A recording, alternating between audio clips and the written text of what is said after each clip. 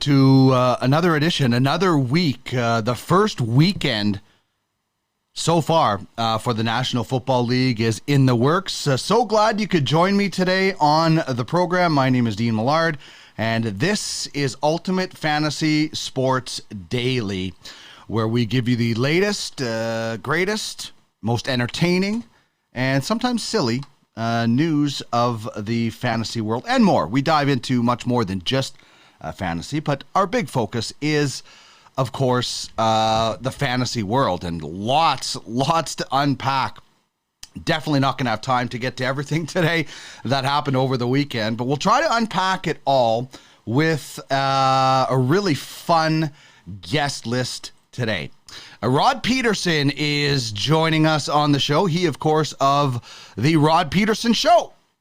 You can see that noon to 2 Eastern on the Game Network. He's also on radio and, of course, rodpedersen.com. I love going on Rod's show, and I love when I get to chat with him. So looking forward to that conversation for sure. Jamie Thomas joins us every Monday on the program, and we basically go around the horn. We'll talk some baseball, some football, and some hockey with Jamie, who, of course, is a member of the Jets radio broadcast. The Dallas Stars are our Dobber Hockey preview today.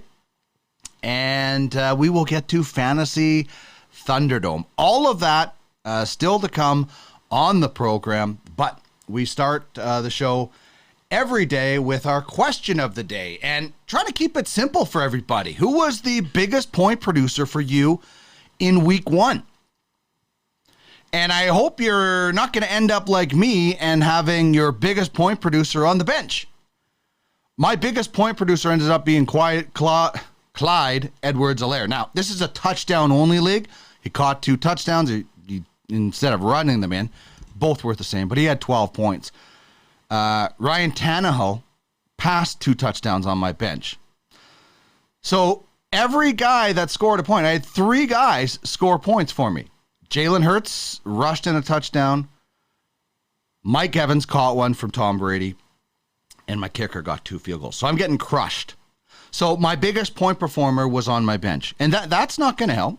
Obviously, that's Fantasy 101. So I'd love to hear from you. Who was your biggest point producer? Arnie chiming in, saying, today we convert you to a Rider fan, eh, Dean? You know, I lived in Regina for 10 months. And it was right before I moved to Edmonton. I went from Red Deer to Regina. And I love going to Rider games because the atmosphere is great. The Bombers are just destroying everybody, including the Riders. So Rod knows where I stand. Every time I talk to him, I mention Brandon. He knows exactly where I stand on that side of the fence when it comes to the Banjo Bowl. How about the Banjo Bowl? Not only did the Bombers crush the Riders, but they also really honored Sarah Orleski, who was working her last game for TSN. Andy Mack joining the show in the Twitch chat. Please join us there. Tell us where you're watching and how you're doing. Our top 3 today, top 3 things we learned on Sunday. So the first thing that I look at from Sunday was just how explosive so many people were. And Justin Jefferson, JJ, delivers like JJ Walker with some dynamite. 9 grabs, 184 yards.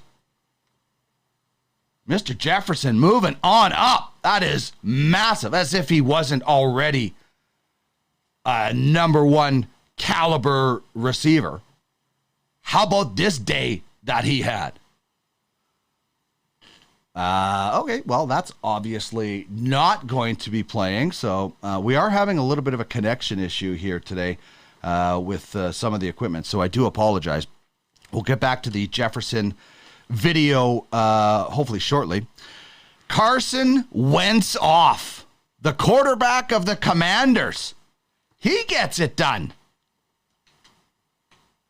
27 of 41, 313 yards, 4 touchdowns. By the way, did you hear Michael Irvin yesterday? He said Kirk Cousins was going to throw 8 touchdowns. Now, Kirk Cousins threw the ball a lot to this guy, Justin Jefferson. That's still not working. I don't know why that is not working. Anyway, Justin Jefferson, huge day. Carson Wentz threw 4 touchdowns, 1 interception, 35 points for the former Eagles and Colts leader. 10 different Commanders caught a pass yesterday. So it was a good thing that Carson Wentz knew where all his receivers were, because the Commanders don't even know what state they're in. They sold mugs at the game yesterday with Washington State in the background. So Carson Wentz obviously had a better idea of where his receivers were than where Washington thinks their franchise is. And Barkley barks the loudest. Saquon, he said it in the preseason. He was out to prove he can be a number 1 running back and stay healthy. He got the number 1 running back part right yesterday. 33 fantasy points thanks to 164 yards on 13 carries and a touchdown. He also had 6 catches for 30 yards. Now, let's see if he can stay healthy. I don't think anybody has ever questioned the talent. Maybe there was some question of the motivation. Possibly. I don't know. He seems motivated. He said he has a chip on his shoulder coming into training camp with the Giants this year. And he looked great yesterday. Now, we're going to get to something later on with Jamie Thomas about overreactions. Now, overreactions can be bad, as in what the heck was happening with Cam Akers and the play calling the other day. And you can also overreact to really good things. So, I wouldn't be anointing Saquon Barkley the top running back in the entire season until he shows you he can be that top guy for an entire season. Justin Jefferson has proven it before. The same question marks are being thrown at Christian McCaffrey right now. Easily the number 1 running back when he is firing on all cylinders. In 2019, he finished 123 points ahead of Aaron Jones, the number 2 running back. But you are no good if you're on crutches. The best players are great if they're on the ice, on the field, on the diamond. And, unfortunately, that's plagued a lot of guys. Some of the best hockey players, Cam Neely, Eric Lindros, just couldn't stay healthy.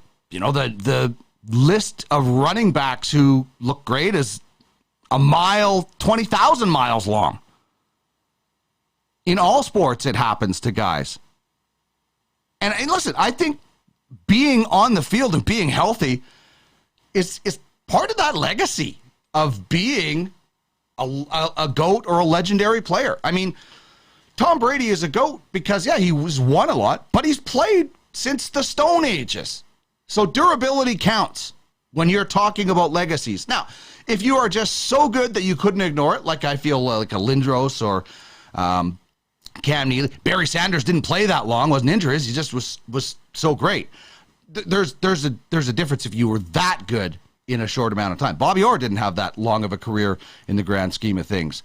So let's see if Saquon Barkley can keep doing this. I would love to see it. I love when guys come back with a chip on their shoulder. Nick TVIP joining the chat. Hey, Diener, how's it going? It is great today, Nick. And Andrea throwing in some cheers. Thank you so much. Arnie, I'm telling you, I know you think that you can convert me to a Riders fan. I got a Wheat King tattoo somewhere on my body that I'm not going to show you. Actually, I don't, but I might at some point. But people might think I do. You will never convert me. I do like Saskatchewan, and I like the people there, but you'll never convert me from a Manitoban, even though I live in Alberta. So it's a great rivalry, and it's funny because, I'm from Manitoba. Saskatchewan and Manitoba are very much alike, yet we argue like we're so much better than the other. I wish Saskatchewan had an NHL team. I would love to see that rivalry that you get with any kind of, whether it's junior hockey or football or whatever. So keep chiming in on the chat. As mentioned, we got Rod Pedersen coming up at 20 past the hour. Jamie Thomas is going to join us at 5:20 Eastern Time. We'll go around the horn with him. And, of course, we'll get your thoughts on everything that took place last night. I don't know why, unfortunately, these videos are not working, because I'd really love to show you what Justin Jefferson did last night. How about what? These videos are having a bit of a technical glitch, but let's talk about the Broncos and the Seahawks tonight. Well, I'll get this figured out in the break. And early MVP of the NFL season goes to the schedule maker. I mean, what a slate of revenge tours in week one. You had Baker Mayfield facing his former game. You had Jameis Winston going up against Marcus Mariota. Like, how does the NFL schedule maker get it right like that? It's amazing. The revenge tour continues tonight with Russell Wilson and the Broncos.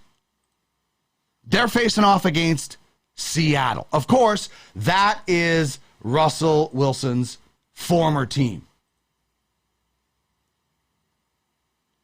Like, this is going to be awesome. I'm really, really excited just about the revenge tour factor from these two. Well, the weekend was awesome, but just, tonight to finish it off with that revenge factor, I think is pretty cool. Okay, so let's get to some starts and sits from the Broncos and the Chargers. And, I don't think it's rocket science with some of this, but I think there could be some tough decisions. Russell Wilson, you're starting him. He's going to be amped up, so I think that's a good sign. Javonte Williams and Melvin Gordon, you're going to see a timeshare, so I would be throwing them both in your lineup. Cortland Sutton, yes. Jerry Jeudy, I'm not as high on him, but still a good number 2 option. And Albert Okwabongo, and I totally butchered that. I would be sitting Big Albert. Geno Smith, no. Do I need to tell you that? If I do, you really might be just donating your money. Rashad Penny, yeah. Kenneth Walker, no. Not even sure if he's going to play questionable. Tyler Lockett and DK Metcalf, yeah. Even though it's Geno Smith, they're going to get their passes. And I would fit Noah Fant. But you know what? You might not have a whole lot of choices coming into tonight. It's the last game of the season. So if you're watching live on Twitch, let me know what is going on as far as your starts and sits. Oh, Andrea says she get a Wheat Sox tattoo. Seahawks don't have a chance. Pretty sure Wilson will get some booze, says Nick VIP. And Rod Peterson says, anybody else getting really low audio? Oh, wait, it's just me. Sounds great. I was worried there. I thought maybe we're having some audio issues. Love it that Rod is chiming in. What do you think about these start sits that I'm throwing out there? Agree, disagree? I know it's funny. Last time we had Andy on Thursday, we did start sits. And everybody was wrong. Who could have predicted Cam Akers? Nobody. Nobody was going to predict that. Darrell Henderson should have been a sit. He ended up getting more points. The one thing I'm wondering about is, are we going to get a relax from Aaron Rodgers? Because the Vikings crushed them yesterday. I really wish that Justin Jefferson video was working. I'll get that working in the break and get it figured out why it is not working. But the Packers, 23-7. Not looking good. I think tonight is, you're right, Nick. The Seahawks they don't have a chance. It's all about fantasy, which is why I watch games now for that reason anyway. I am a massive fantasy guy. I watch, yesterday I'm putting on, when the Raiders playing, I'm watching them, but I also have Josh Jacobs, so I'm watching that for fantasy. But the other games are strictly because of fantasy implications. It's weird. It's really weird how it changes when you get deep into fantasy, how it changes what and how you are watching. So tonight is going to be interesting. I think you're going to get points from those first 4 Denver players. I'm not sure how much Jerry Judy's going to get. Egg on my face if he doesn't. And then the only 3 guys I would start from the Seahawks, Penny, Lockett, and Metcalf, which will be started most weeks. But again, as mentioned, you don't have a lot of options because there's only 2 teams going. Maybe you have a flex option open and you have some of those other 2 guys, or maybe you were counting on this. But tonight, Denver's going to crush them. And do you really think Russell Wilson's going to get booed tonight? I mean, he's a pretty popular player in Seattle. I would be really surprised if he was booed.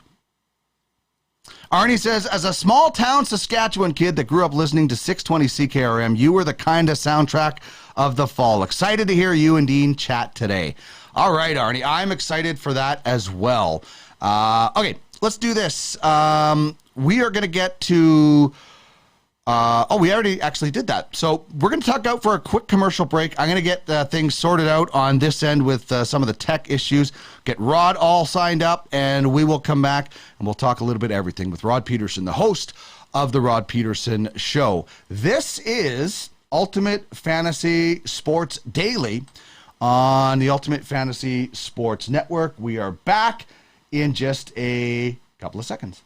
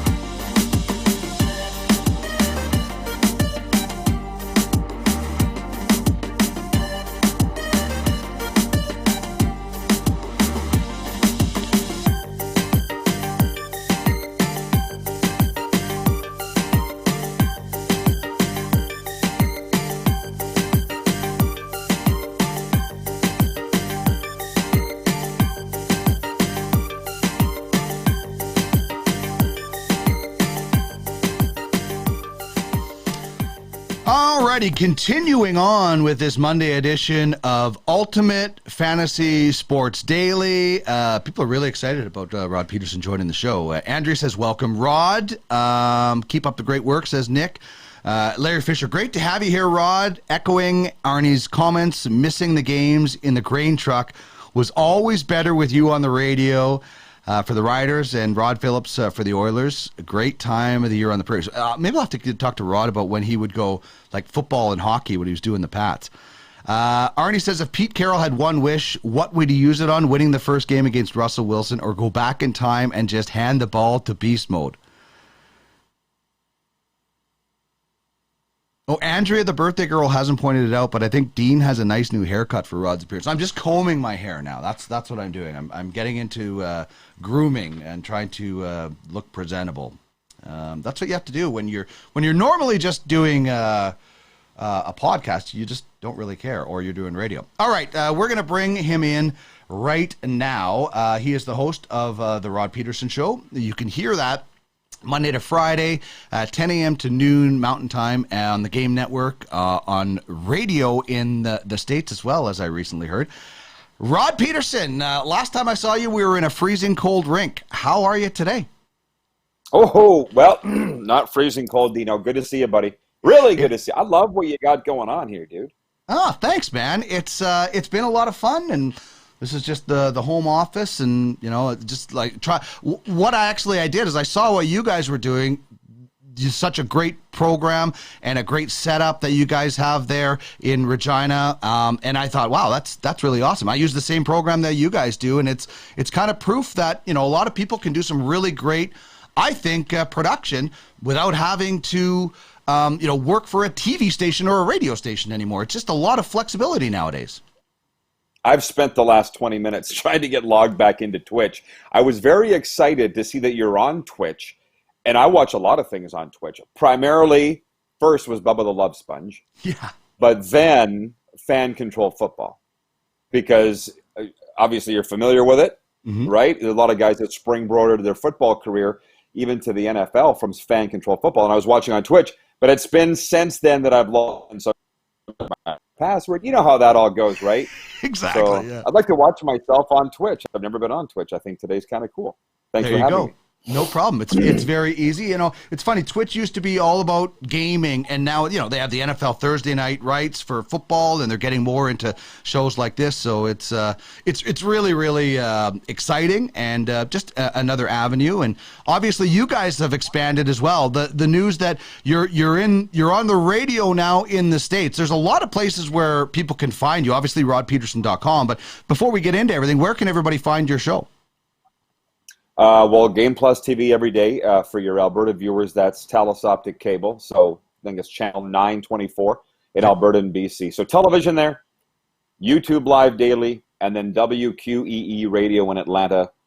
I know how it happened. It was a God shot, I think, that they found us. But they aired on a rebroadcast 7 to 9 at night in Atlanta. Sorry if I'm breaking up here a little bit. I don't know why that is. And podcast form, like you, Apple, Stitcher, Spotify, all the best podcasts. So that's what Beautiful. We're doing there. Yeah. What stood out for you from this weekend in the National Football League? I was talking about a guy like Saquon Barkley, coming back with a big chip on his shoulder. Was there anything that really stood out in a good or bad way for you this weekend? All kinds of things. It's a good point. Quarterbacks that had chips on their shoulders might have been the marquee storyline, whether it was Baker Mayfield, Russell Wilson tonight, Tom Brady, who was ticked off but just not at the Cowboys, right? It's funny because the Buccaneers won 19-3. We, as the Cowboys fan here, somebody tweeted from our show account that it was a trouncing, and people were writing back going, "What do you call 19-3 a trouncing?" Yeah. Being in the NFL, it's a 2-touchdown win. It's a double-digit. It was a trouncing. Yeah. Okay, so I guess number one, as a Cowboys fan, the season's over. It reminds me of the first game of 2015 when Darian Durant popped an Achilles. First week, I'm like, the season's over. It's over. I knew it. And so that, from a Cowboys fan perspective, is that. And then JT O'Sullivan's a guy you might want to get on your show, Dean. He played, how many years in the NFL? 12 years in the NFL, I think. 1 season with the Rough Riders. He was on our show last week, and he runs a show on YouTube called the QB School, where he really deeply gets into the nuances of NFL quarterback play. And I said, okay, JT, once and for all, tell me who has the edge in a Baker Mayfield, Russell Wilson scenario going against your former team, the quarterback or the defense? Because you hear it, Dean, debated, right, at length, at all levels of football. And he goes, it's honestly a wash. The quarterback knows the defense's nuances. The defense knows the tendencies of the quarterback. So if you're picking games, or in your case, fantasy, don't go by either side having the edge, because clearly nobody does. Look at Baker, and we'll see what happens tonight with Russell. I think as that's really true, and as close as it is, and you can extend that to a penalty shot or a breakaway, who has the edge, the goalie or the forward, a pitcher. I always think the person who's starting the play, because they know the play, they have the edge. Like the guy coming in on the breakaway, he knows where he wants to go. As me as a goalie, I'm guessing. The pitcher, he knows where he wants to put the ball, the quarterback. So I always think if I'm going to go with one of those, I'm going with the guy who has the ball, the puck, whatever in their hands to start the play. Yeah, well, it's funny you say that. And you mentioned, I'm not going to let you forget that we're going to talk about Connor Bedard. Yes. Because he's got about 18 different tools in his toolbox. And I asked him, when do you know what move you're going to use? And he's like, usually around the blue line. So I guess when he picks up the puck and a penalty shot at center, he doesn't know, Dean, until he crosses the blue line. But not every player's like that, right? Most guys are going to go to the same move all the time, but Connor Bedard doesn't have to do that. But back to the National Football League, my storyline was the quarterbacks facing their old team. Mm-hmm. And for anybody that's been deemed expendable in their life, you have, clearly, I'm pulling for the quarterback. So I was very upset that Baker Mayfield was unable to pull that off at home in week 1 against Cleveland. I'm a little surprised that he couldn't, to be honest. I said the MVP early in the season right now is the NFL schedule maker. I mean, it's revenge tour after revenge tour. Mariota and Winston going against each other in week 1. That's awesome. Russell Wilson. I mean, I don't know how they have, they sit there and look at the drama in the offseason and get it all figured out. But this was an incredible week 1. Everybody loves revenge tours. Everybody loves those. And this was full of them this weekend. I couldn't believe it. Yeah, and I haven't really looked ahead to week 2, but who the heck was I? Somebody was saying Cleveland really big game, and it's Houston and Cleveland, I believe, week 12 when Deshaun comes back. Yeah, how do you plan that? Unless FL seriously we're going to give him an 11-game suspension, and it just happens to win when he faces the Texans, but that's quite a coincidence too. Yeah, indeed. Okay, so you mentioned it. Let's talk about Connor Bedard, because I'm fascinated by this. You know, I think that guy could use the same move every time and still score 60 because his shot is so ridiculous. And we saw glimpses of that. The other day in their first preseason game, he had 2 goals in 4 minutes. Like, take the rest of the preseason off, Connor. You are done. The big question with everybody is, what does Regina do to build around him? And I'd imagine that's a question that comes up like 50,000 times a day, almost as much as a Riders question. This is one of the best players we have ever seen in junior hockey. How does Regina do this? How do they handle this? If they trade him, certainly you can't trade him till much later. You have to build around this guy because he's a once-in-a-lifetime opportunity, in my opinion. What are your thoughts, Rod? How they handle it is they trade him sooner than later. That's the only way that they can handle it. They look, man, that's my team, as you know, and it's the team I always loved. I loved him first. I love him the most, and I'll always love the Regina Pats. But they've got to trade Connor Bedard. I mean, what happened Saturday night, you pointed it out. It was a preseason game. Yeah, he scored 2 goals in 4 minutes, but they lost. Yep. I saw what happened with Jordan Eberle and Colton Tuber. You can't have a 2-player or 1-player team. You just can't. So they've signed some guys, I don't even know their names. Some European, there's a 3rd-round pick of Washington. Mm-hmm. Big deal. So you've got one guy that Connor Bedard can play with. I don't care. He's got to go. He's got to go. You had him there for 3 years. This is his 3rd year, Dean, and he's only 17. Yeah. Let's think about that for a second and then realize that you haven't done anything with him. You owe it to Connor. You owe it to the Western Hockey League and to yourselves to move him and set the franchise up in the future. As far as yeah, go ahead. Just what about season ticket holders that bought in this year? What about it's business? I'm sorry. It's the way that it is. You should have been better. I agree. That's all that I can say. And Tim, you were at World Juniors. I was at World Juniors. I was in the press box there. That's where I saw you. I was in luxury suites, and the word was they have to trade him. They have to. It's not if, it's when. And it's got to be Kamloops because they're the host team. And I have faith in John Paddock as the coach and GM that he will pull off a trade that'll set this team up for the future. But what about the season ticket holders? Listen, man, I'm about had it to here with sports these days. It's reality. You raise ticket prices. You pumped out all those Bedard jerseys. That's fine. You still need to trade them.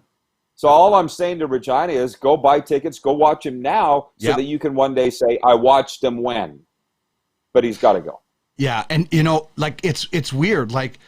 You mentioned it. They've had him for 3 years. They should have been way better before this for those 3. They should have been contending last year, and they should be coming into this year as a number 1 contender. Kamloops has they got the picks and everything to be able to make this happen. And I'm with you. I'm playing devil's advocate. I'm with you, though. I don't know if Regina can get good enough this year still without really setting themselves back a long time? Or do you set yourself up for the future? I honestly, I think it's too much work to get to be a contender and win the East this year for them. No, they can't. He has to go, and you make a really good point. If they, for whatever reason, try and load up, which is ridiculous, and I think they actually might be thinking that, by the way. They might be thinking that. It's wrong, But they've got a 20-year-old goalie in Cohen McInnes from the Western Conference. I mentioned the Capitals' third-round pick. They're trying to augment a little bit. They're still not good enough. And the one thing that I do love about junior hockey, but really sucks when you were with Regina for 20 years like me, where you were never any good, it's like playing Monopoly, Dean, when you don't have any cash or any buildings. You just have to keep going around and hope you don't land on the – you know what I mean? There's no way. You can't buy free agents. You can't – there's no way to do it but doing it the right way, and that's building through the draft. And it's too late now. It's too late. Yeah. He's got to go. That's the answer. You're landing on Boardwalk with somebody who has a bunch of hotels on it, and you don't have anything. Yeah, you're done. You're done. It's basically, that's what it is. I know you watch the Dallas Stars a lot. Jake Ottinger signs that contract. He was so good last year. How much is Jason Robertson going to get? And you know, this is an interesting situation with him because 41 goals at that age, you know, you got to throw the money at him. They have a lot of stars there. It's an interesting team, Dallas. Quite a mix between old and young. And Robertson's in the young, along with Ottinger, and Ottinger got paid, but they also got, you know, Joe Pavelski there, Tyler Seguin's, you know, same age as Taylor Hall, and what's he really accomplished there? Not a whole heck of a lot. I have no idea what he's going to get. I don't even know what the Dallas Stars cap situation is. Yeah, my dad worked for them for 26 years. But I'm not following them like I'm following now the Florida Panthers where I live or the Calgary Flames where I spend the other half of my time. Or I should say Alberta, Calgary. There's a can you see this thing? There's a lizard climbing up my – oh, he just took off. Hang on. You scared him. This is my life now, Dean. Yeah, seriously. Like do you see this thing? You see his body? Oh, yeah. Is that like a gecko? Is that the Geico gecko? Yeah. That is my life now, is avoiding these little buggers. Well, you climbing right up the wall. You did a good job avoiding mosquitoes all your life in Saskatchewan. Now you just have bigger ones. Or some of the mosquitoes in northern Saskatchewan and northern Manitoba might be that big too. It's our provincial bird in Saskatchewan is the mosquito. Yeah, exactly. So anyways, what were we talking about, Alberta? I don't know about the Dallas Stars. I'd like to think they're getting better, but they fired their coach after last season. I don't really know why, without a plan, unless they really, really, really wanted Peter DeBoer. And to be honest, I don't know why there's such a love-in with Peter DeBoer. I thought Rick Bowness clearly did a great job. There's a lot of things going on in Dallas that I don't understand. You mentioned Alberta, and that's, you know, at the start of free agency, it looked like the Battle of Alberta was over. You know, Gaudreau was gone, Kachuk was leaving, Brad Treliving, former Brendan Weeking, by the way, did a tremendous job. And now we've got the Battle of Alberta back again. I mean, it was fun last year watching that in the playoffs. I wanted 7 games. I was so disappointed. And like, I grew up an Oiler fan. I never wanted the Flames to have success until now because I want to see it in the playoffs all the time like we did in the 80s, where I took it for granted. I don't know. I'm such a hockey fan. I love the hockey so much. What bothers me is that it's never coming back to that degree. But I'll tell you what, Dean, Brad Treliving played 12 games with the Regina Pats too. You can look it up just so you know. So we claim him too. But I spent 17 weeks in Calgary at Grey Eagle and then another 2 weeks at River Cree in Edmonton. So I can look at both sides of that rivalry. And the thing was, Edmonton wasn't thinking about Calgary. As you know, they were thinking about the LA Kings in round 1. That's it. And it went to 7, and that was close, right? But the Flames, I was in Calgary for that first round series against Dallas, and all they could think about, the Flames fans, was playing Edmonton. I'm like, you haven't beaten Dallas yet. Like, Right. is this a thing here in Calgary? So, and then I'm like, and be careful what you wish for, by the way. Be careful what you wish for. And then they got the Oilers in round 2, and they say, and I'm sure this is true, the 9-6 Flames win in game 1 was their undoing because they thought it was going to be easy. Dean, as you know, they never won another game. And the beautiful thing about our show is we were at the Centennial Cup in Estevan for games 2, 3, 4, and 5. So the game 5 was a Thursday night, and I'll never forget watching that from my room in Estevan in the Days Inn, the Connor McDavid goal to end it after the Blake Coleman goal that was called back. And I'm like, oh my God, we can't have officiating deciding Stanley Cup playoff games here. But from, you're obviously still an Oilers fan, so you must have been living a dream to host that call-in show on TSN 1260, even though they were awful, or Team 1260, whatever it was at the time. Yeah, that was very exciting. And the thing was, at least the Oilers were so much better the team, even Flames fans couldn't argue that the Coleman goal being disallowed had any effect on who won that series. I think back to 2006, that run that the Oilers went on, they almost had a Battle of Alberta. The Flames lost to the Ducks. And I remember Ron Wilson saying, everybody's talking about this Battle of Alberta, and Calgary's got to beat us. And they didn't beat them, and then we never had it. But it was fun to have it last year. It was fun to see everybody get excited about it again. And you're right. It's never going to be the same intensity. You're not going to have somebody cutting a jersey with a skate, but it's still a good rivalry. It's always better when it's in the playoffs. Like, okay, the Rider-Bomber rivalry is right now very one-sided in the form of Winnipeg. It's still a fun rivalry, but it's not as good as when both teams are as good as they could be, right? It's not. Well, yeah, and I'll be honest, you're from Brandon, I'm from just south of Regina, farm kid. It's pretty cool. And now here's this little thing running across my patio. It's pretty cool being in Alberta, Dean, and you've been there long enough. Like, really cool. When I'm a guy that's hockey first, to see the passion in Alberta for the sport of hockey. From the moment they wake up in the morning, all day long until they go to bed, it's Oilers or Flames, Flames or Oilers. It's it. And I love it. I'm here for it. So when I was in Alberta this summer at an Elks game in the press box or in the World Juniors, what I got from everybody was all everybody's waiting for is Oilers camp to start. Yep. Right? So when you were hosting that call-in show, man, there had to be some long nights because that team was not good. Oh, the decade of darkness. I mean, here was the worst. Saturday night, February, like minus 35. The Oilers get pumped 6-1 and their power play goes 0 for 5. I mean, who wouldn't want to spend a night in a dark studio talking about the Oilers? It's fun talking sports. Everybody loves to do it. We've all, you've been on bus rides after with the Pats when they got clobbered. It's not fun, but you wouldn't change it for anything because you're doing what you love. And even covering a bad hockey team is fun. It has its moments, but it's still fun. So I'm happy for the fans of Edmonton that sat through that decade of darkness. Now, that was maybe payback for the decade they had in the 80s, but I'm happy for the true fans that have been watching. I'm not happy for the bandwagon jumpers or the people that they just want to argue or complain or whatever. They're not the true fan. The true fan is the guy that says, yeah, my team sucks, but I'm sticking with them. So I'm happy for those guys, and I'm happy that both teams can be successful. You disagree? No. I'm appreciating your take. I don't necessarily agree. And I'll tell you, well, for one, when you were hosting those Oilers call-ins, did you think to yourself, man, these people know hockey? Like, did you get the sense that they really knew hockey there? Like probably half. Like okay. not everybody, no. Well, the toughest part for me, but enough, right? You couldn't go on the air and BS anybody. You're right. Yeah. I see what you mean. Yeah, and in Saskatchewan with the Rough Riders, all the years that I did, whether it was hosting a daily show or calling the games, the people knew more than I did.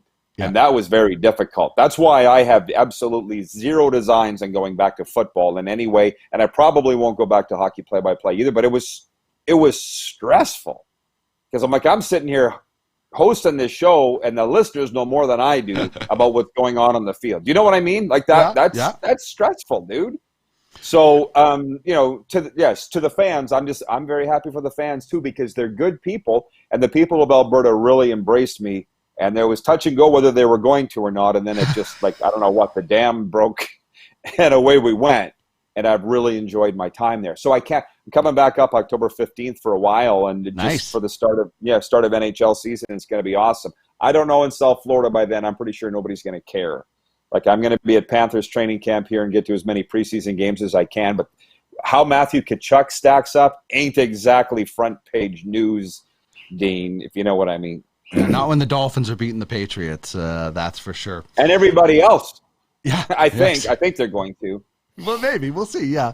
Hey, man, this is so much fun. I love being on your show, and I love bringing you on here and chatting with you. And of course, people can obviously check you out at rodpedersen.com, Game Plus Network, YouTube Live, and lots more places to come. You guys are doing a great job. I know Clark is involved with some of our fantasy teams, so it's fun chatting with you whenever I can.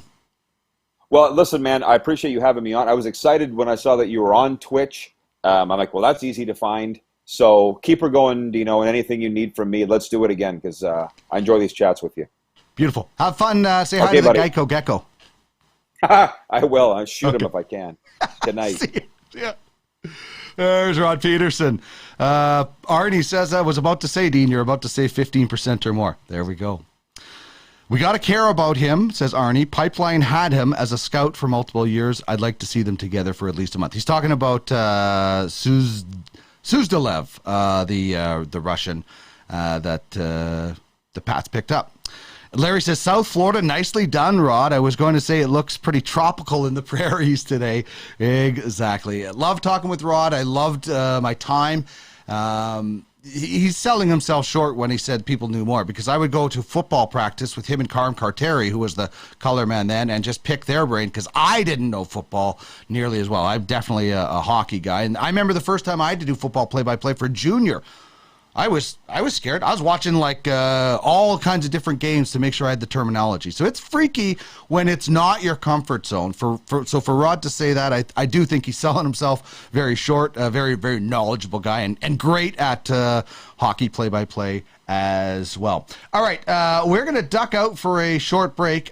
When we come back, though, we're going to dive into a little bit more about what happened in the National Football League yesterday.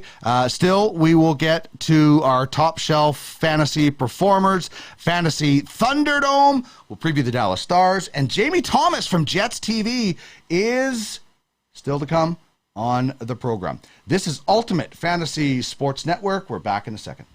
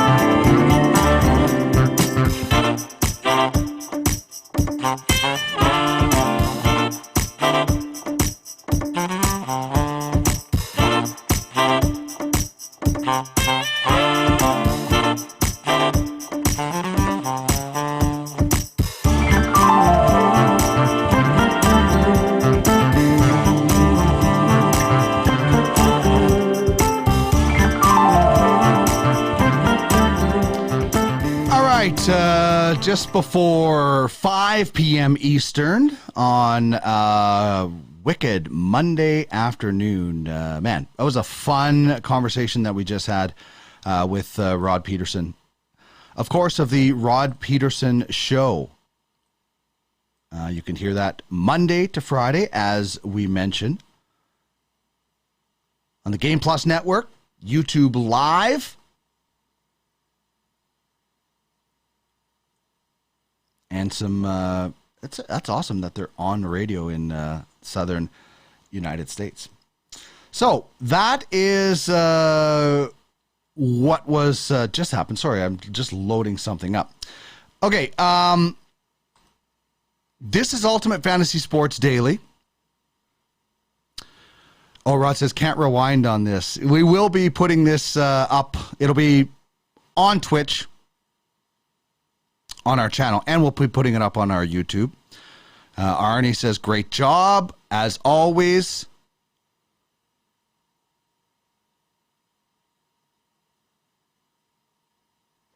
Oh, I thought Arnie was right in Swift Current, but he's in Maple Creek. So that was fun. I love talking with Rod, and like I said, we'll do it again for sure.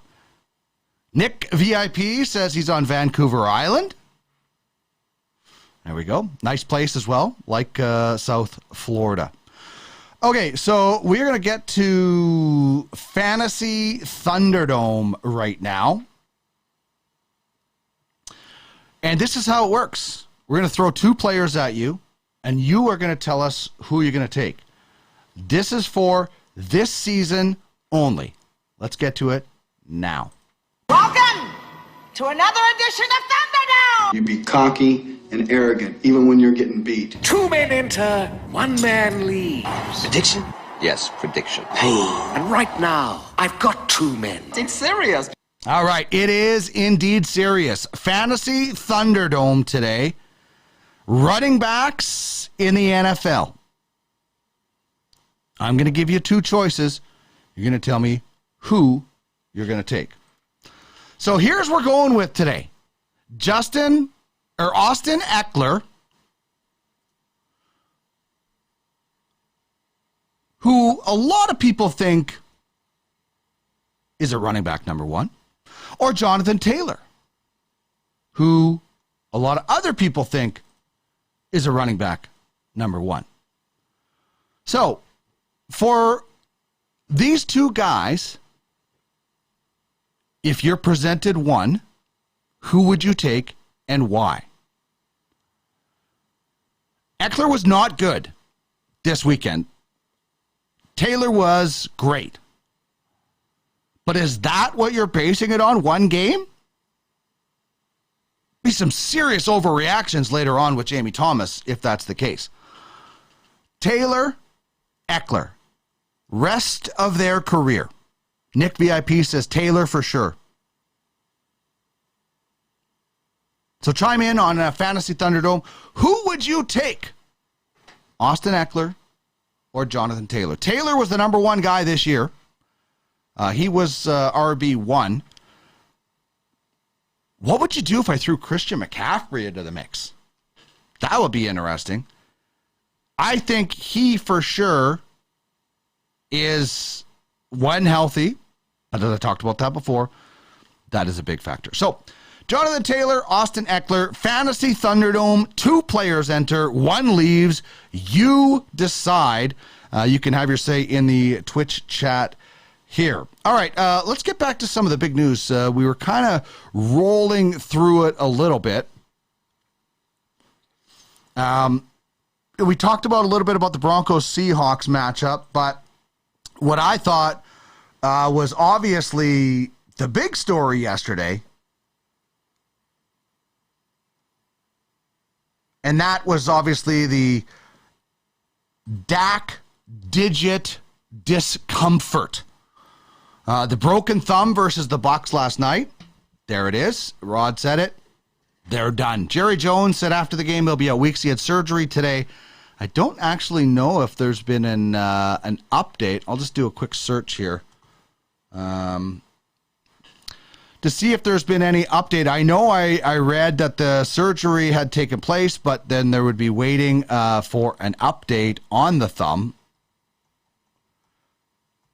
But like Rod said,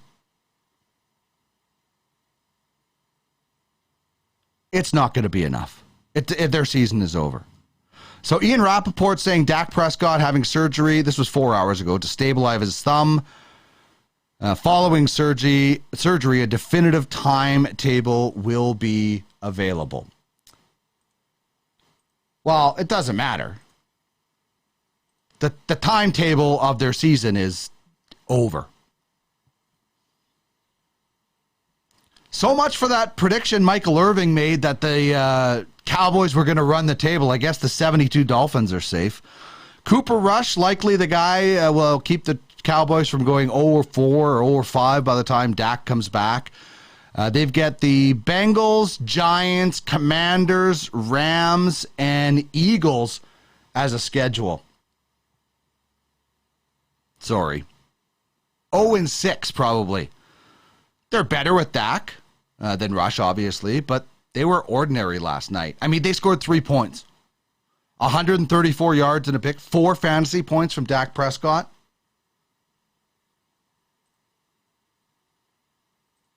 Awful.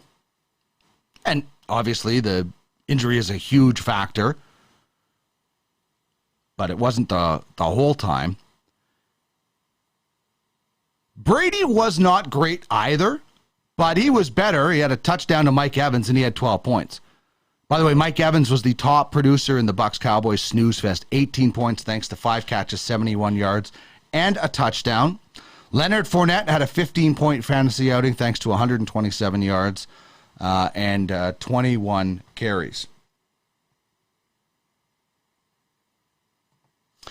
All right, one of the other big stories about yesterday, and really, you know, a lot of the offseason minus the Deshaun Watson fiasco and discussion, is what happened with Lamar Jackson yesterday, and what was happening with Lamar Jackson up until this point. I mean, no contract, no problem for Lamar Jackson.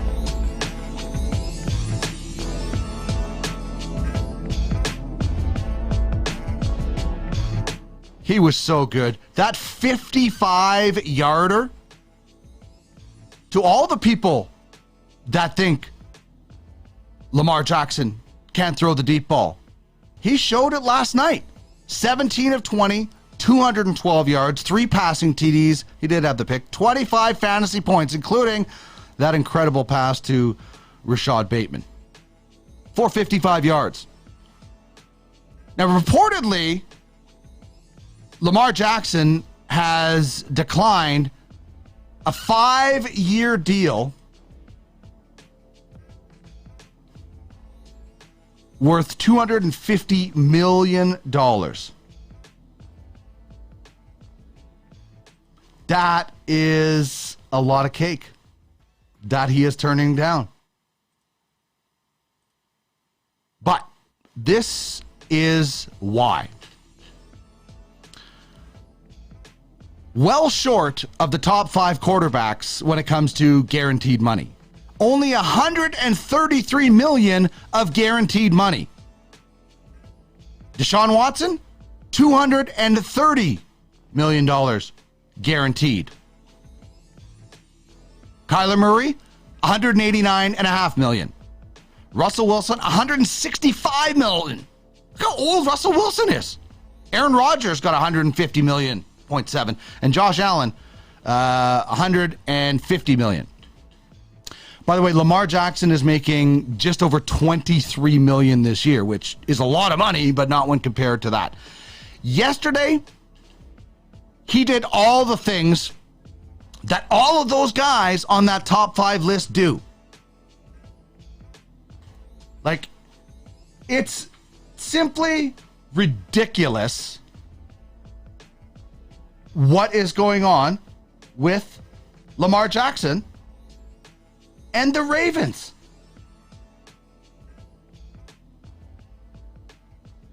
All those guys ahead of him getting paid. What do the Ravens do? They offer him $133 million guaranteed. Less than all of those guys. All of those guys get way more. And look at Lamar Jackson. Look what he does. Pay that man his money. Give him the cash. All right, Jonathan Taylor delivers as a number 1 running back as well in week number 1 of the National Football League season. So this is why you take, if you're basing Taylor and Eckler on one game, that's a bad decision. Bad idea, Jeans. But Taylor deserves running back 1 distinction for yesterday, for sure. 27 points for the Colts running back, 31 carries, 161 yards, a touchdown. Also had 14 yards in the air on 4 catches. So that's pretty impressive. Statement game for Jonathan Taylor. Now, as for tonight, who needs to deliver for you? I need Javonte Williams for me, for Denver. But I'm facing Melvin Gordon, so it's probably going to be a wash.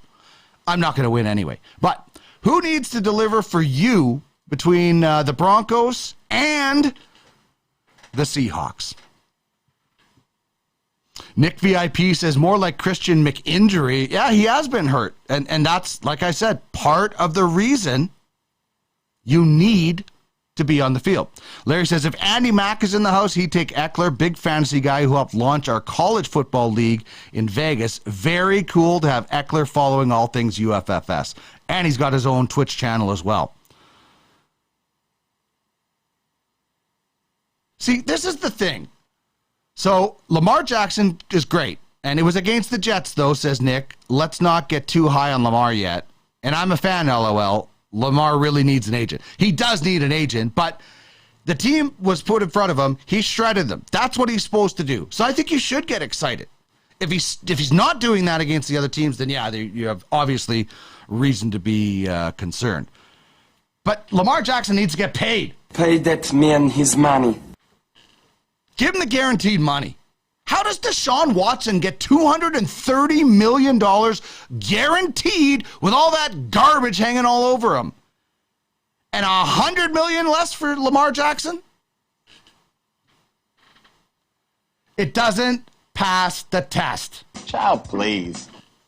But he does need an agent.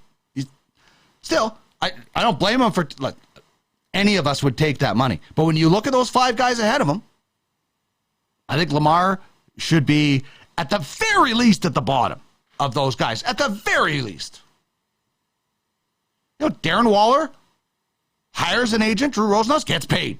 Lamar needs an agent. Nick P says maybe he needs a scandal. This is scandalous. Turning down all this money. All right. We're going to duck out for a short break. Top of the hour. Jamie Thomas still going to join us at 5:20 Eastern time. Jamie will drop by the program. When we come back, though, we're going to dive into some really fun stuff when it comes to, we'll have the Dallas Stars for team preview. Also, we'll get into games to watch and top shelf fantasy performers. Right now, check out Ultimate Crypto Driving Championship.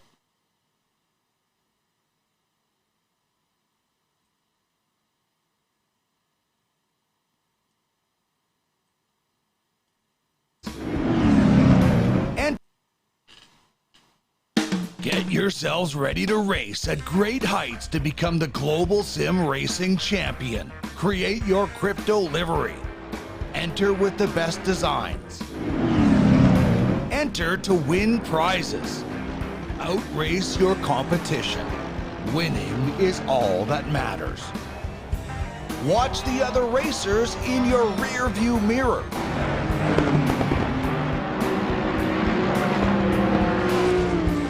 Gain Gain massive exposure battling against the biggest names in crypto with a season-long race for the championship.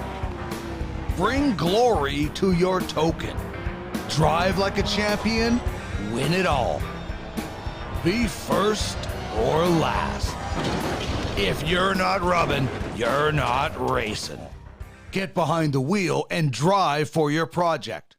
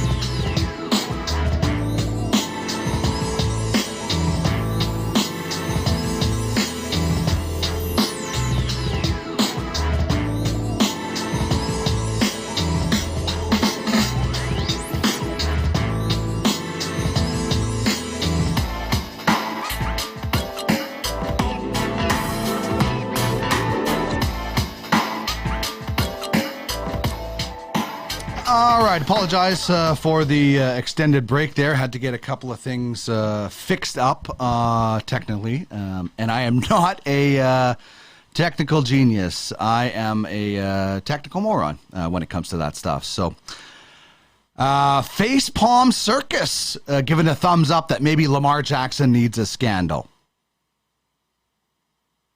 Hiya, hiya, says Facepalm Circus. Oh, well, welcome to the show. Thanks for joining us. It's JP from the Barracudas. Big Chicago homer, apparently. So, welcome, JP. Great to have you aboard, chiming in. If you missed Rod Pedersen earlier in the first hour, we'll be uploading it to our YouTube channel and putting it out in audio format as well. So you'll be able to check that out. My name is Dean Millard. Thank you so much for joining me on the program today. Usually I'm much better at saying my own name, but I have something really cool for you. We're going to get to the Dallas Stars team preview from Dobber Hockey in a second, but remember last week when we had Cameron Turner on from the North Stars, and he said they had a Dallas Stars-inspired blackout jersey, and we showed that off? Well, there's another jersey that is being unveiled in the UFFS ecosystem. If you don't know, we have the four major leagues: hockey, baseball, basketball, and football, American football. But we also have college football, WNBA, Ultimate Fantasy World Juniors, and Ultimate Fantasy American Hockey League. So all of our NHL franchises have an affiliate or own an AHL franchise in the Ultimate Fantasy American Hockey League. So without further ado, I don't know if I have a drum roll here. Oh, this is bad form to not have a drum roll. 60% of the time, it works every time. Yeah, it usually does. I do have it. Okay. So, without further ado, I present to you Home and Aways for the Nobleman. Now that is a good-looking jersey. The Noblemen are the AHL affiliate of the Royals. Arnie Entz, Brent Baldwin, doing a lot of work with that. You can follow them on Twitter at Nobleman_UFAHL. Those are good-looking. Regal, if you will. I love the striping on the darks, that it's like a belt or something like a golden belt, like a king would wear. Those are really good. The gloves, and by the way, Andrea Karanduk is our commissioner. She puts these together. I'm pretty sure she put those together. That was awesome. So congratulations to the Noblemen.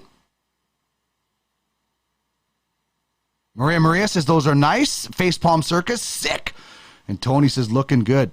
I love that yellow belt thingy, too. I love it, too. Your belt thingy. Let's go with the belt thingy. That's what it's called. That belt thingy is dynamite. Happy early birthday to Andrea as well out there. So that's awesome. I love that. Congratulations to the Noblemen. We've got more great reveals as we go. A lot of other AHL teams will be revealing. So very cool. You can actually go to UFFsports.com and shop for something like that. Just hit to the shop. Oh, yeah, Tony says the Canes had that at one time. Yeah, the Hurricanes. So that's very cool. Make sure you check them out and give them a follow at Nobleman_UFAHL and head to UFFsports.com. Maybe you can get a mug, a Nobleman's mug, possibly. We are going to actually start giving some stuff away. It's my fault. I didn't get a trivia question. Maybe I'll get a trivia question lined up for the final segment after Jamie Thomas, and then maybe we'll give away a T-shirt of your choice with any logo on it. Okay, now it's time for... bye, Trish. Have a great day. See you later. Try to get me a Slurpee if you can, and a chocolate bar. My wife is leaving. I just ordered dinner. Okay, so time now for the Dallas Stars team preview. These are brought to you by Dobber Hockey. And this, I'll be honest. Oh, Maria says, bye, Trish. Love you, she says. Take care. This is an interesting team, and unfortunately, I apologize. I didn't get a chance to get the UFHL logos. Little rush today. But Jason Robertson, we were just talking with Rod Pedersen about that. He's the main man, 41 goals this year. He's going to get the remaining $7+ million whatever they have up against their cap after they sign Jake Ottinger. Rupe Hintz, line mate, pretty good, and Miro Heiskanen. Not terribly hard to figure out the top three. And again, I did this a lot quicker than I normally would have because I was in a bit of a time crunch today. But my breakout player is Radek Faksa, and my sleeper is Tyler Seguin. And the reason I'm going with the sleeper, he's not a defenseman, he's a forward. Again, my mistake. The reason I'm going with Tyler Seguin as a sleeper is because Tyler Seguin, if you're in a contract league, he's making so much money that he needs to perform. Now, the Generals are obviously, I think the Generals might still have Tyler Seguin. I'm not 100% sure in the UFHL. But this is the lineup that Dobber Hockey is going with, and I like this lineup. Actually, Ty Dellandrea might have been a good choice for breakout player as well. But Robertson, 40 goals this year, 41 last year. I think he can get 85 to 90 points. Pavelski is another goal scorer that also can dish, and Rupe Hintz, obviously, a 40 to 50 assist type of season could be pretty impressive. Bannon Seguin on the second line, it's really expensive with Mason Marchment, who signed there in the offseason and brings a potential another 20 goals season. If they could get 20 goals out of Ben Marchment and Seguin, they'd be loving it. Dennis Gurianov with Faksa and Ty Dellandrea, and then Kurventa with Glendening and Jacob Pedersen. Obviously, Maverick Bork will be make a run at that team. A few other guys. The blue line, you got the veteran and Ryan Suter. Obviously, Miro Heiskanen and Esa Lindell are top guys, split up on a couple of pairings. Colin Miller, the former Bruin, and Harley, youngster Will Butcher, will be trying to make his way in there as well. And in goal, I think this is a really good tandem. You've got Ottinger and Wedgwood, and they're only making $5 million. That's really good cap production from the Dallas Stars. Do I look at this team and think that it's a division contender? No. Can they make the playoffs? Sure, yeah. Jake Ottinger can get them to the playoffs. They've got, if you get 20 goals out of your second line, each guy, they can make the playoffs, and Jake Ottinger plays well. Even Gurianov is a guy that might be able to move up if there's injuries. So, not a lot after the top six and the top three, I would say, on the blue line. But certainly they have some pieces, coming down the pipe, as they say. So that is the Dallas Stars. You can check out the Dobber Hockey Season Fantasy Preview Guide. And we're really, really excited to be working with Dobber Hockey. I don't want to let all the details out of the bag just yet, but I am pretty sure we are going to have somebody from Dobber Hockey on once a week to talk fantasy. So that's going to be huge for you. We're working on Mike McKenna joining it. We're trying to bring as many people that can help you win your fantasy league, or at least make it better, have some fun, and enjoy yourself. So working on some of these things for you, the listener, the viewer, to be able to improve your fantasy standing. All right. Jamie Thomas is coming up. We have a ton of stuff to get to when it comes to Mr. Thomas. We are going to talk about 3 things that he learned. We're going to dive into college football. We're going to find out what the biggest overreaction from week 1 in the NFL was. His preseason all-star lineup, and his biggest disappointment in fantasy baseball. All of that still to come here on Ultimate Fantasy Sports Daily on the Ultimate Fantasy Sports Network, twitch.tv/Ultimate Fantasy Sports. I'm going to get JMO set up, and we'll be back very shortly.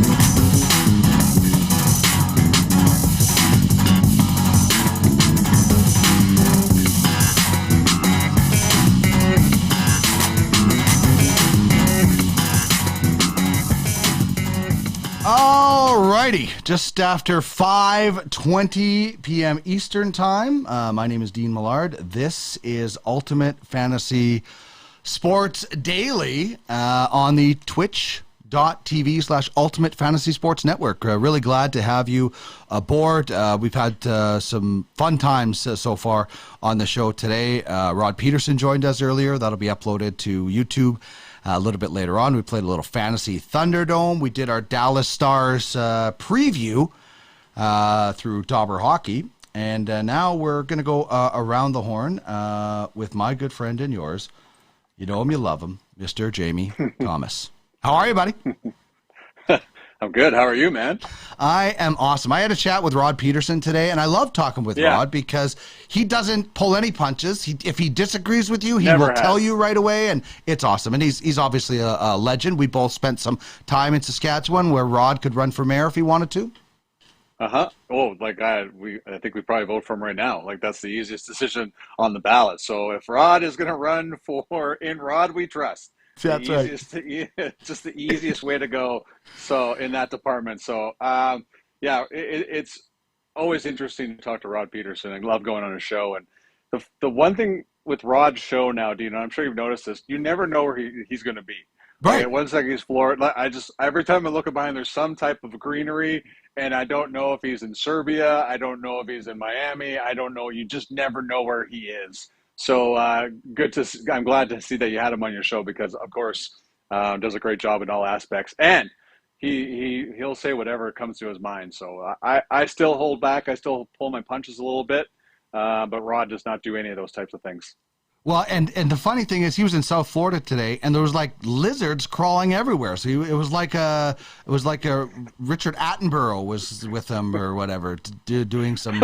Or did you ever see Snoop? Did you see Snoop do the planet Earth? With the lizard running away from the snakes. That was great. Or Lorne Green's New Wilderness. That's just like for us older guys. That's what you never know. Yeah. Why is the Bonanza guy? Why is the Bonanza guy doing animal shows now? That's what confused me. I'm like, the cowboy is doing the animal shows. Yeah, I know. You just never know where Lorne Green's going to be. And that's the same with Rod Pedersen. That's right. Okay, 3 things we learned on the weekend from the first NFL season. And now that I'm not sure if that font is very good. That might be a fine. I might be fined for a bad font because I don't even know if I can read that. But Patrick Mahomes is just fine without Cheetah. That's the first thing you learned.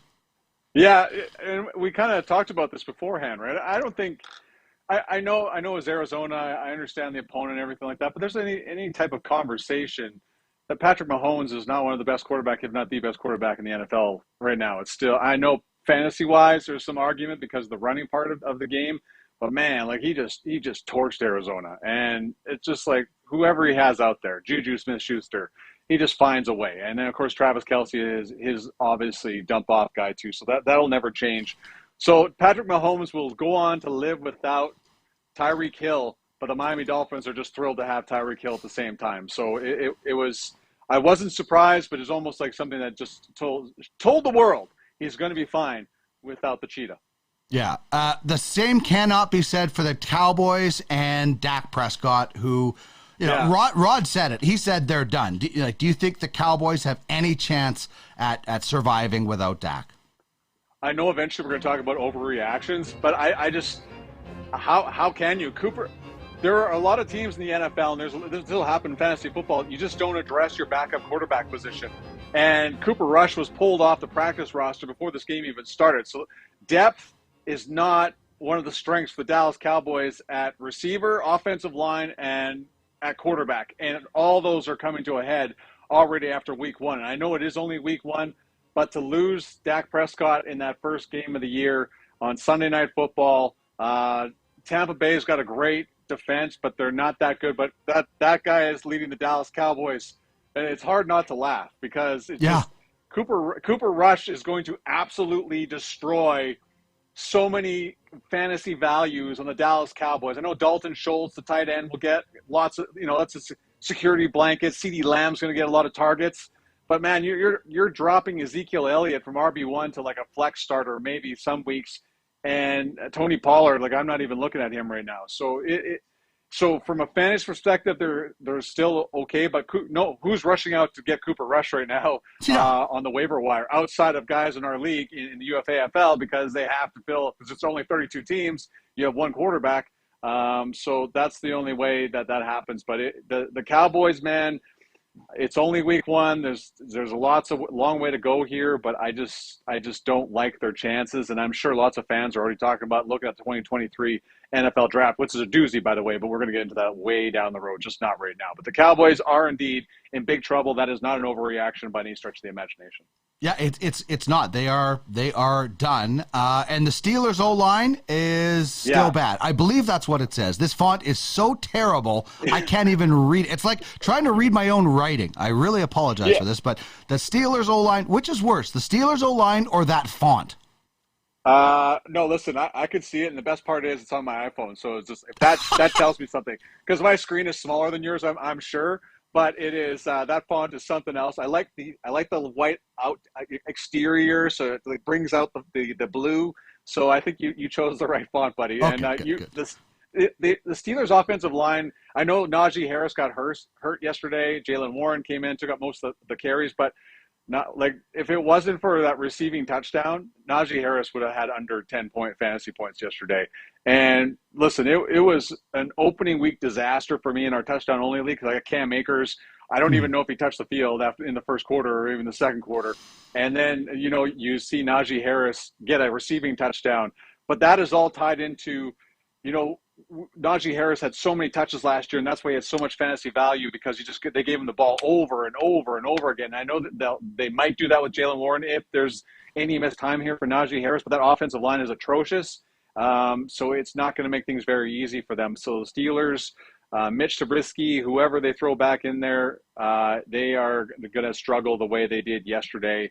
Wildly entertaining, but also kind of pathetic performance on both sides of the football for both Cincinnati and Pittsburgh. But number 3, man, this is what we learned, and we kind of already knew this. The Steelers' offensive line is still really, really bad. JP says the Soldier Field turf. I mean, the shots of that field yesterday. I don't know if you saw the shot of the guy with his popcorn, and it he just stood there. He had that defeated look. Like when I would go in for a kiss, and she would shut me down. That was the look. I saw that look in the mirror a lot when I would get home from dates before Trish took pity on me. But that guy's look and that field was awful. It was terrible. How could they play a football game there? If they're not going to cancel any games because the entire teams have COVID, they're not going to cancel because of the field conditions. It's just how we're going to do this. This game is already paid for. Television broadcaster, we have to meet all these rights, radio rights.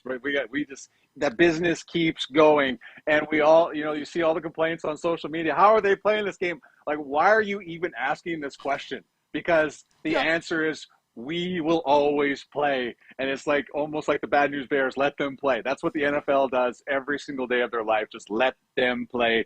It doesn't matter if they're hurt. The field tradition or the field conditions are terrible. It's just the business has to keep going. And I felt bad. Like, it's amazing that game even went through, and it was even half decently to watch, but it was just more out of humor, and you couldn't take your eyes off of it. But they will always play, and that field was absolutely atrocious. So I agree with one of the people writing in today on Twitch. This is why they played. Because they just want the money. They don't care about people. They just want the money. And we want to watch. We line up to watch every weekend. So we're just as guilty as them. Totally. And you would be upset. Like, what about my fantasy team? It would start a whole conundrum that you just don't want to deal with. So we can complain all we want, but those games are going to be played all the time. Yeah. Okay, so the biggest overreaction from the weekend is Austin Eckler and his horrible first week numbers. I mean, they were bad. This is Austin. We did Austin Eckler in our fantasy Thunderdome today. 2 players enter, 1 leaves. Eckler versus Jonathan Taylor. Are you seeing people freaking out about Eckler right now? Like, this must be fantasy rookies. Well, and you can understand why people are, but we are in the business, and this is what fantasy football does. Like, Austin Eckler was RB1. And likely one of the first 10 players drafted in your league. I know with our keeper league, with 3 keepers per team or whatever, Austin Eckler was, I believe, the 3rd guy off the board. in our draft in the What Would Taco Do League. So it is not surprised that people are freaking out. The numbers I'm seeing and the amount of uses that the usage he had is mind-boggling. But the Chargers have so many options. I have Mike Williams, another one of my fantasy pools. I think he had 2 catches. Like, just, you're going to have weeks like this because they just have so many options all over the place, and Justin Herbert can get the ball in only so many places. So it's just like Cam Akers. Like, you're wondering what the hell's going on. Mm-hmm. Sean McVay says he has to have more, incentive. I can't remember the exact terminology, but there's always a reason for these things to happen. And this is not something, if I'm an Austin Eckler owner, where I'm going, I got to drop him, I can't start him next week. If you do that, you're going to pay the price. But this is just one game. Just slow down. We're going to have overreaction on some guys' usage every day of every week. So this is, to me, it's just something, until this becomes a pattern through the month of September and into October, then you shouldn't. But I think Austin Eckler is going to be just fine. Okay, let's head back to school now. We'll talk college football. Obviously, a lot of people were talking about that Alabama-Texas call. Wow. The roughing the passer. I mean, that was just bloody terrible. And I don't understand how it's almost like officials sometimes are looking for something specific instead of just letting it happen. Yeah, instead of just like, how can I make Nick Saban happy this week? That's pretty much what it is. How can we keep Alabama in the top 5 here? We can't have this. This is like, I mean, it's a packed house in Texas. The Longhorns have been dog shit for like so many. Can I swear on the show? No, you can't swear on this show. Okay. Just find me. Give me a fine. Give me a fine. Werewolves, not swearwolves. Werewolves, not swearwolves. Thank you.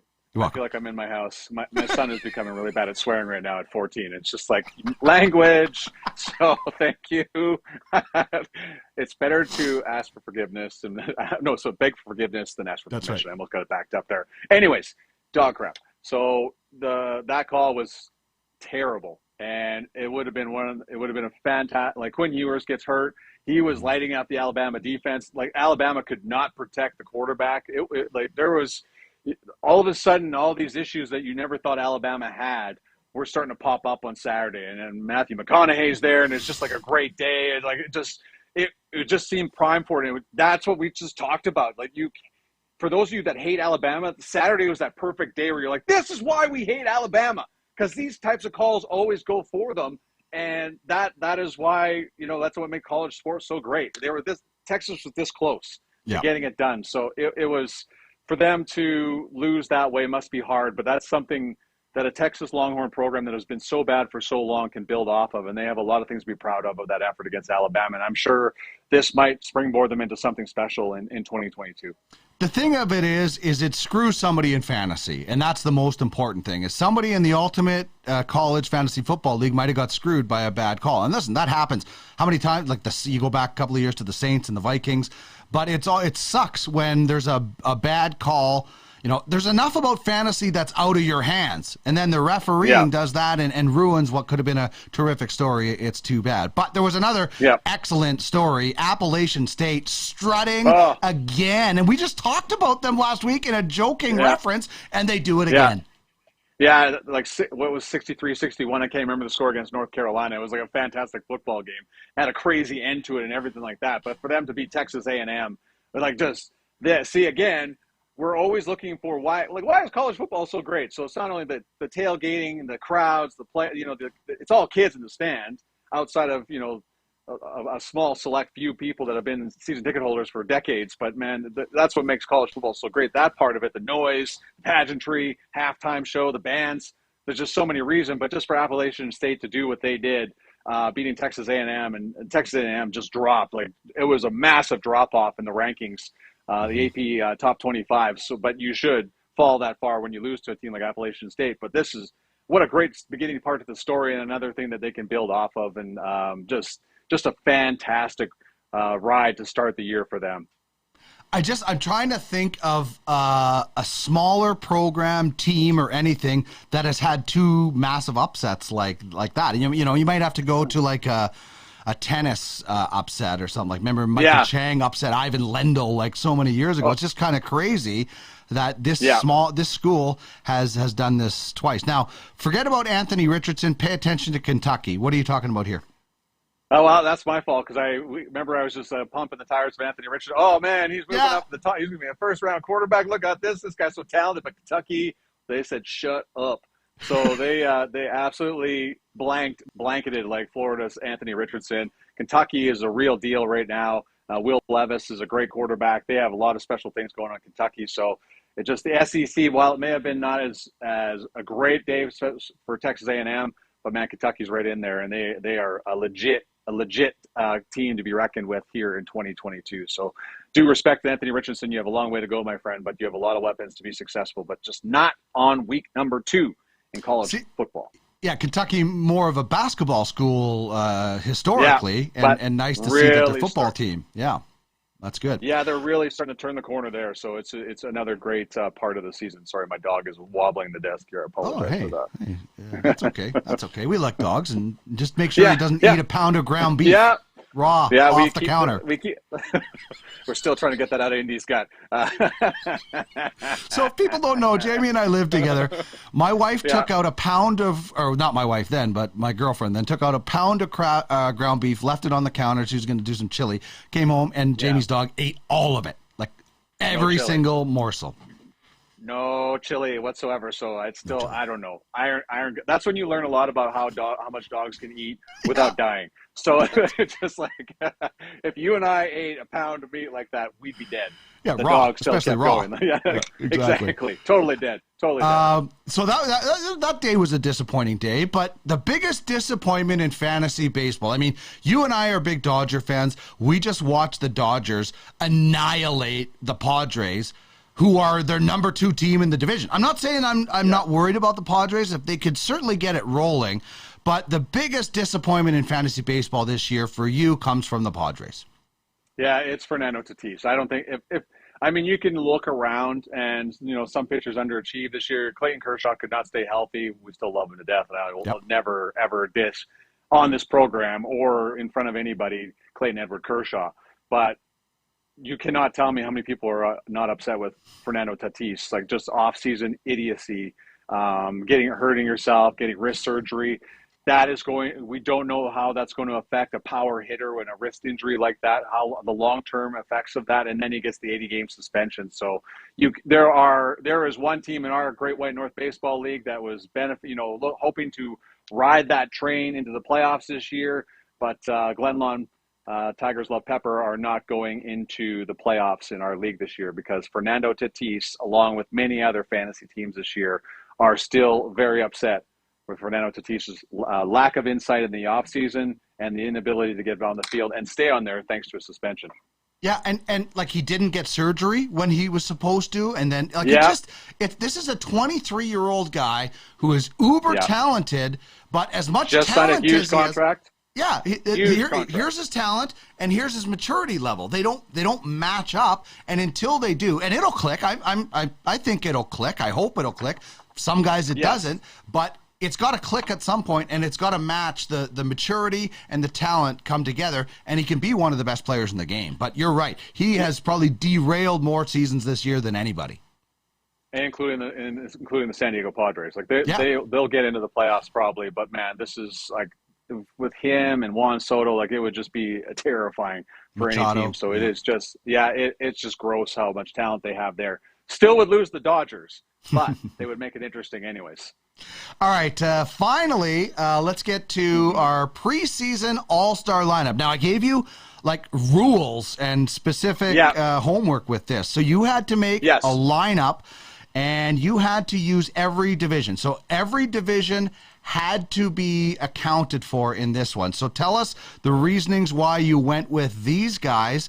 You obviously got all 4 divisions in there, but tell me your all-star team and the reasons why. This is for fantasy. Well, yeah, absolutely. Andrei Vasilevsky is going to eat up wins and shutouts. Like it's not even fair. And I know we keep looking and go, oh, Tampa's on their way down at some point. No, they're not. They're still, until something else changes. I know they've had 3 consecutive trips to the Stanley Cup final. They're going to be a little bit tired, but you know what? He's still the number 1 goaltender in fantasy. It's not even close to me at this point. That might change eventually down the road.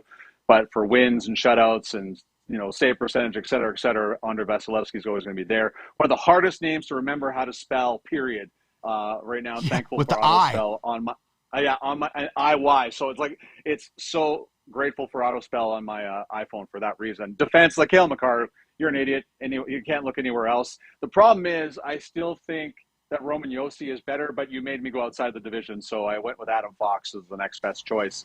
I don't think, both guys need a ton of minutes and also tons of PP1. I can go down the list of reasons. Then there's just really no explanation needed for the forwards, right? And I feel you try to get creative, but then, oh my God, you left Leon Draisaitl off. You're a moron, especially when I just finished saying to you a couple of shows ago that you have to award more points for goals in fantasy than assists. And then I leave Leon Draisaitl and Alex Ovechkin off the list. So absolutely not. I'm not those guys until, like Alex Ovechkin, another great year coming up. The only thing that could keep him from threatening Wayne Gretzky again for another year is injuries and whatever other pandemics could come into our lives. Hopefully there's none. And then Connor McDavid, flat out the best player in fantasy hockey, period. It's not even close. And I already told you he's going to go over 130 points this year for sure. So are you for sure on the Ovechkin breaks Gretzky's record? Do you think it happens? For sure. Like what percentage would you give him? I'll give him 70% chance right now. But there's just so many. If there wasn't the pandemic, there wasn't this, the lockout that wiped out a bunch. There's so many things that came in there that we'd already be talking about him threatening it right now. And for a while there, I'm like, I don't want him to touch that one. But now I'm like, I want to see it happen because it's just something to, and it gets Wayne to talk more, tells more stories, and no one's going to touch his point total or his assists. So it's just like somebody can have one of his records. I'm okay with the goal scoring one, even though I'll always remember the pass against the Vancouver Canucks and number 802. And I saw 802 with the pucks in the Hockey Hall of Fame. But I'm more than open to Alex Ovechkin just because of what he is and how he celebrates and what he's brought to the game of hockey. So I'm all for him breaking the record, but I'll give him a 75% chance as of this show right now. Okay. To break the record. So I agree with you. I think if there was no pandemic, I'd give him more of a shot. I don't think he does it now. I still think he's amazing, and I hope he takes a run at it, but I think he's going to come up short, and I'll enjoy him doing it. Now, on the other side, there's another guy chasing a record, and that's the Machine, Albert Puljos, 697. He's got to get 700, right? Yeah, and I'm not making the playoffs. My team was a disaster, so I picked up Albert Pujols for his final run. I start him every week, every game, every day of the week. It's just like, so my Cochrane Cobras, they're horrible, but the fans are crying for this. You have to start bringing people in and cheering for your team some way.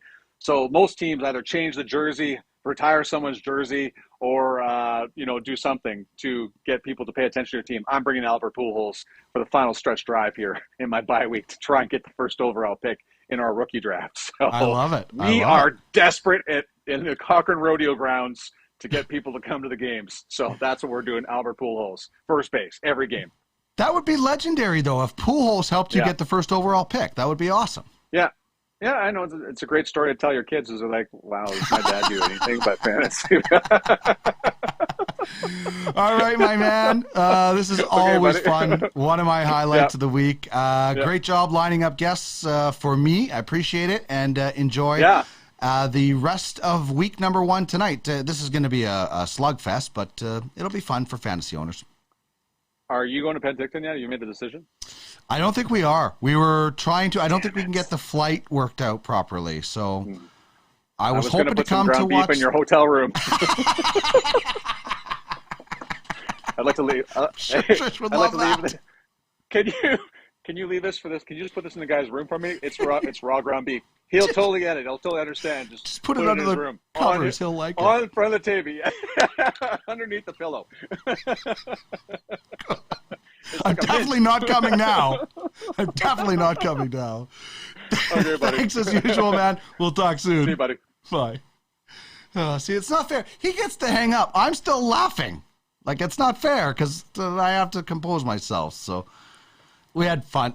I still remember the night Bertuzzi went crazy with Steve Moore. Jamie and I were watching it on the couch going, holy bleep, our day just got a lot busier tomorrow because I was at Global, he was at A Channel.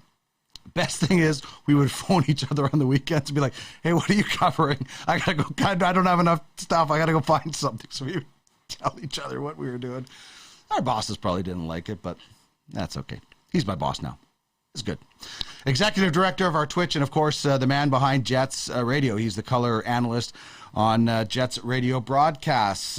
Great fun as usual.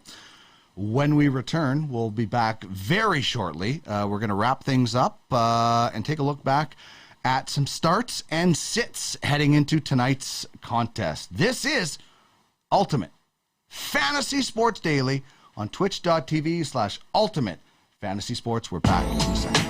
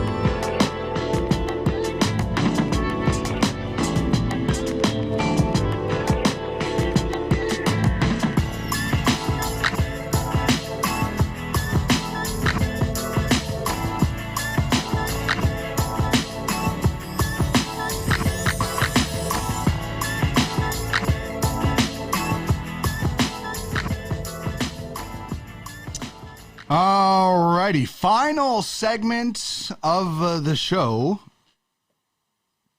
Thank you so much to Jamie Thomas and Rod Pedersen, who joined us on the program today. Larry Fisher will be on the show tomorrow. His weekly, I believe, actually, I haven't even checked in with Larry. I should probably check in and make sure he's still to go. I believe Derek Van Diest will join us as well. Just got off the phone with NHL defenseman Mark Pasick.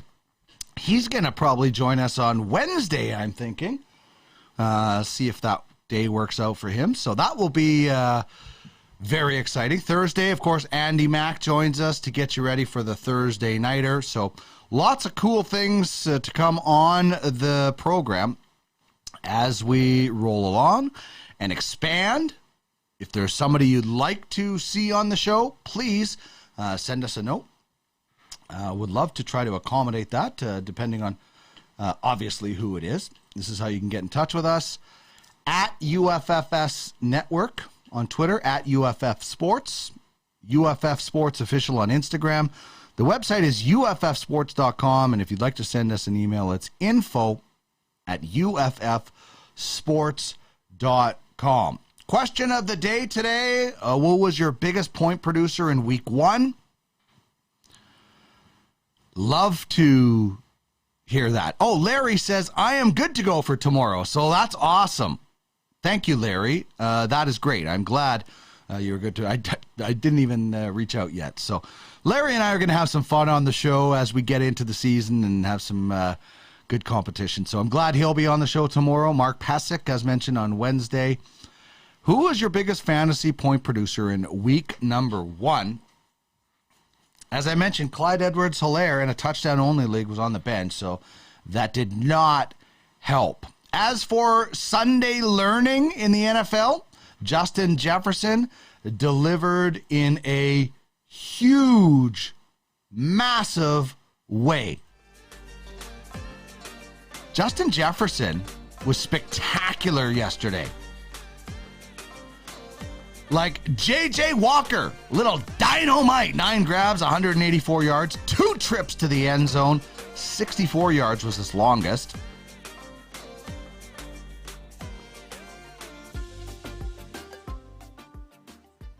$39 fantasy points for Justin Jefferson. No other Viking receiver had more than 36 yards. A.J. Thielen was the best there. But Kirk Cousins just heaving it downfield to an open Jefferson. Pretty impressive stuff from, a guy that is trying to take a run at Cooper Kupp, the number 1 receiver in fantasy football. He was the number 1 receiver yesterday for sure. And he was getting balls thrown at him like crazy. Carson Wentz off. The Commanders quarterback, 27 of 41, 313 yards, 4 touchdowns. He did have an interception, but 35 fantasy points for the former Eagle Colt leader. He threw the ball to 10 different Commanders. And this is awesome. The Washington Commanders gave out mugs with Washington State in the background. Child, please. Like, how much job security does that person have today who made that mistake? 0.0. Hey, we're the Commanders. Look at these great mountains in our background. Shame. Shame. Shame. Damn, you got me that time, dog. All right. So Carson Wentz of the Washington State Commanders, really good, and Barkley barks loudest. Saquon Barkley. I told you this last week. He said, I am proving everybody I can be a number 1 guy. He did that yesterday. Now he's got to prove that he can be a healthy number 1 guy. That's what he's got to prove now. By the way, if you want to win your league,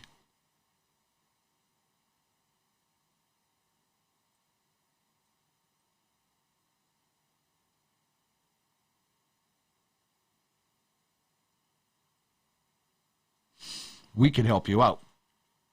Tune into this show for fantasy advice. Decisions, we'll make them for you. We will not guarantee they'll always be right, but we can help your fantasy league. Barkley yesterday was definitely the number 1 running back. 33 fantasy points, 164 carries, 164 yards on 13 carries and a touchdown. And he also grabbed 30 yards in the air. Now let's see if he can stay healthy. This was an awesome moment over the weekend. Here it comes. Albert sends one out to deep right center. It's at the wall. Good! He's done it! 697. A 2-run homer to put the Cardinals on top. He's all alone. 4th place in home runs in Major League history. Incredible!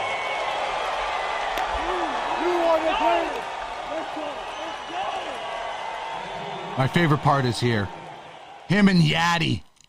Long-time Cardinals embracing. 697 for the machine. Getting it done. That was an awesome moment on the weekend.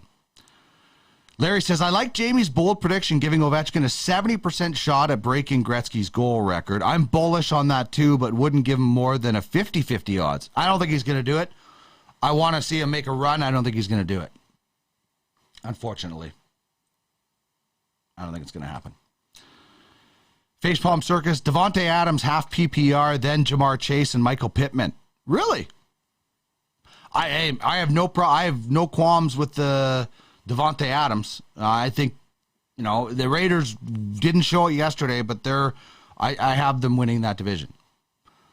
Larry says, cool to have Mark on for sure. Hope he's on the road to recovery. Tough offseason injury. Hopefully still gets to play some games for Original 6 franchise in Detroit. Yeah, and he's a great guy. And he's a great mentor for some of those really good, like Mark Pesek isn't flashy, but he's smart. He gets the job done. You don't notice him make mistakes. He was never a flashy guy, even in junior. He's a great captain, a great person, great mentor, a great leader, a great guy to bring into your locker room. Looking forward to chatting with him later on this week. All right, that's it for me today. Thank you so much for Rod Pedersen and Jamie Thomas joining us on the program. We're getting this uploaded later on this evening to YouTube and into audio. So wherever you find your podcast, you'll be able to find this. Just search for Ultimate Fantasy Sports Network on YouTube and wherever you find your favorite podcasts. Okay, that's it for me. Thank you so much for joining us on the show today. We are back again tomorrow, and we will have a lot more fun on the program. Thanks very much, everybody. Take care. Thanks now. Bye-bye. Bye-bye. Bye-bye. Bye-bye. Bye-bye. Bye-bye.